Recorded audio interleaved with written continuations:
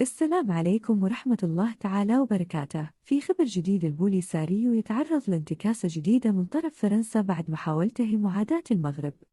وقبل ما نبدأ لا تنسى الاشتراك في القناة لكي يصلك كل الجديد. في هذا الخبر أصدرت محكمة تارسكون حكماً قضائياً يجهض مناورات النقابة الفلاحية كونفدرالية بايزان Confederation بيزان، وهي منظمة نقابية فرنسية تم توظيفها للتحرش قضائياً بالاتفاق الفلاحي بين المغرب والاتحاد الأوروبي، ممن يشكل انتكاسة قانونية جديدة للبوليساريو ومموليها في فرنسا. وتأتي هذه الانتكاسة القانونية الفرنسية الجديدة بعد أسابيع قليلة من تلك التي فرضتها المحكمة العليا في لندن على أنصار البوليساريو في المملكة المتحدة. وكان الإجراء الذي رفعته كونفدرالية بايزان يعتزم فرض منع على شركة آيدل، الشركة الفرنسية المتخصصة في تسويق الفواكه والخضروات من المغرب، بما في ذلك من الأقاليم الجنوبية، من توزيع منتجاتها وإدانتها أمام القضاء، حيث كانت تطالب بغرامات وتعويضات عن الأضرار المزعومة التي لحقت بها.